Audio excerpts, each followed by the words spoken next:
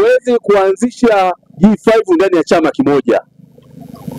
Neno G5 ni uasi. Bahati nzuri unaongea unazungumza mtu anayejitambua. Wewe ukishamwona mwanamke anachukua mambo mengine anapeleka anasema na kundi changu, jua wewe sio mume wake. Ana ushauri anopata kwingine. Na tunafahamu. Tena kuna wengine amejificha. Tunafahamu.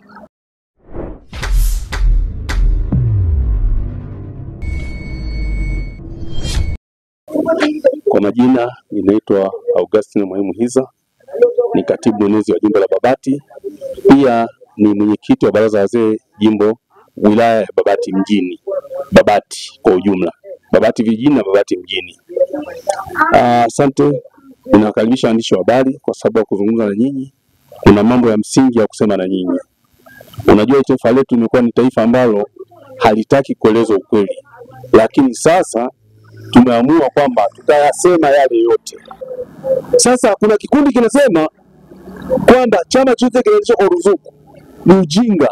Kilipoanzishwa kilianzishwa kwa ruzuku. Ni ujinga.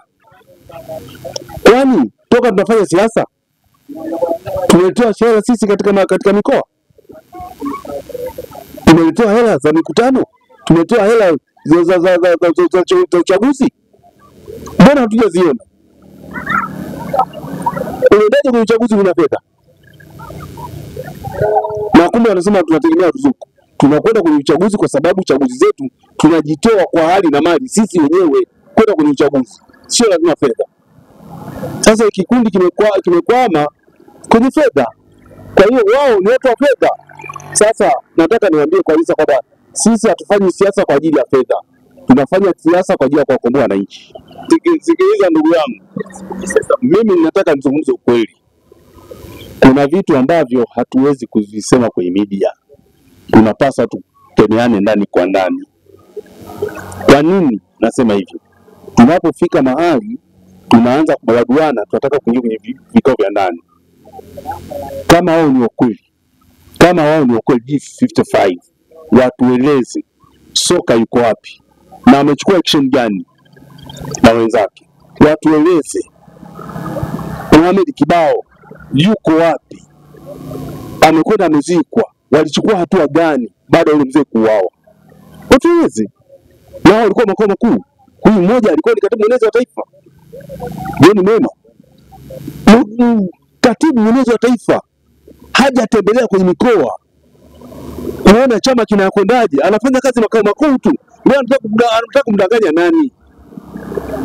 Watu hizi yeye ndiye anasema, kwa sababu amezoea kwamba tunachokifanya ni maandamano. Sawa ndio anasema watu watakufa wengi. Kama mtu umekaa nyumbani kwako unaogomea uchaguzi nyumbani kwako utakufa. Kuingia barabarani. Na hata hivyo tunaingia barabarani, hiyo watu wakifa wanakwenda kuongoza kina nani? Bali ninachokisema kuna utaratibu utakaofanyika ambao ni wasiri, ambao uko chini ya kapeti. Uchaguzi unakwenda kuzuiwa usifanyike. Mimi niseme kabisa kwamba uchaguzi hatufanyika, mimi sina hasara. Sina hasara. Sijapoteza. Nitaendelea kukimarisha chama. Lakini kuna wanachama wanaenda kukutana kwingine kwa upinzani. Ni hiari ya mtu. Nimeshazungumza kwamba kwenda kwenye chama chochote ni hiari ya mtu. Hata mimi naweza nikatoka. Lakini ninatoka kwa ajili gani? Umeingia kwenye siasa kwa misingi ipi? Kwanza jiulize, umeingia kwenye siasa kwa misingi ipi? Wewe ujiulize na mimi nijiulize. Mimi nimeingia kwenye siasa si kwa sababu ya kutafuta mkate. Nimeingia kwenye siasa kama jukwaa la kuwasemea wananchi, ili wananchi wapate maisha bora, ili wananchi wanufaike na nchi yao. Sikuingia kwenye siasa kwa ajili ya kutafuta fedha. Sasa kama unaingia kwa ajili ya kutafuta fedha, ndio wao wanagombania madaraka kule, bunge na udiwani, ni wao. Mimi sijaingia kwenye bunge. Hatuwezi kwenda kwa sababu tunatembea kwenye maumivu. Wao hawajui wala hawajitambui. Kwa sababu gani? Uchaguzi wa serikali za mitaa tu watu wameuawa. Tuliandamana. Wao sio kwa kuzuia watu wasiuawe. Tuliandamana. Hii 24, hii uchaguzi 24, watu wamepigwa risasi nyumbani. Walifuata nyumbani, watu wametekwa. Wao wakiwa wako madarakani wamefanya nini? John Mrema amefanya nini? Aseme amefanya nini? Kwenye siasa kuna mambo mawili kama si matatu.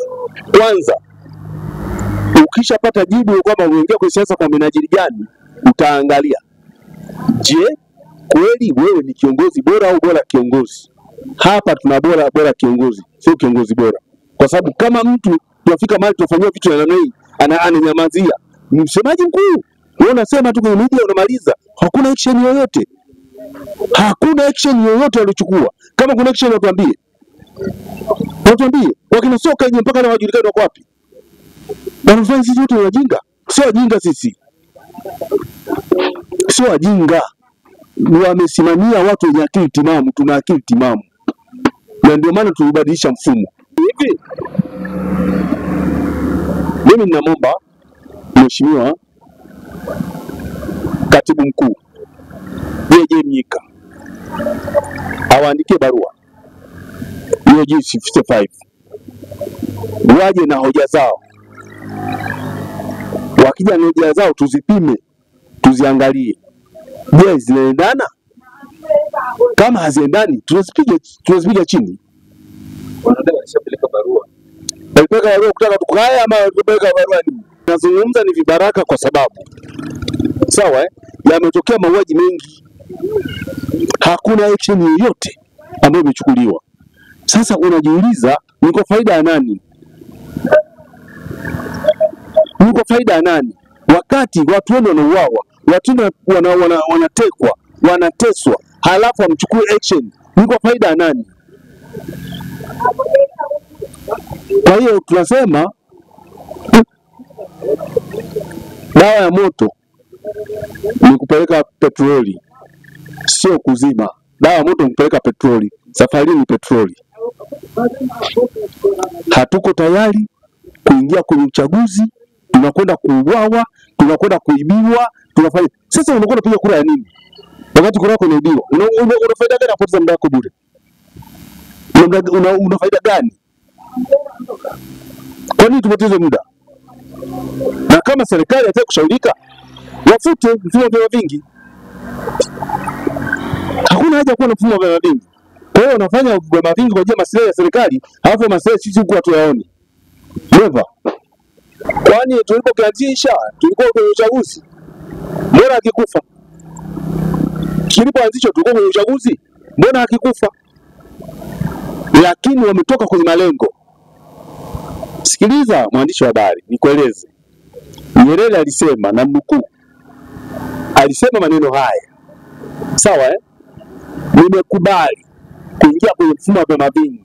Tena 20% ndio alitaka mfumo wa vyama vingi. 80% walikataa mfumo wa vyama vingi. Lakini akakubali na 20%. Alikuwa ana malengo ili wapate fedha kutoka kwa wafadhili. Na ndio maana akaingizwa COVID-19, bunge singepata fedha za wafadhili. Yaani inashangaza, unafanya uharamu ili upate fedha kutoka kwa wafadhili. Inashangaza sana. Na kwenye chama chetu mimi nasema hiyo no. Hatuwezi kufanya ujinga kisa tunatafuta fedha. Never. Ni wetu sio na pesa, chama kitasonga. Kwa wale wenye moyo. Kwani mimi nalipwa? Mimi silipwi. Lakini naishi. Na ni kiongozi. Tuna watu wengi sana. Nenda kwenye mitandao huko kaangalia kule Mtwara kukoje. Na haijawahi kutokea. Watu wamechoka. Wanashinda mahali pa kupumulia. Kwa hiyo nataka nikwambie, no reform, no election. Huu ndio mwiba wa serikali na Chama cha Mapinduzi.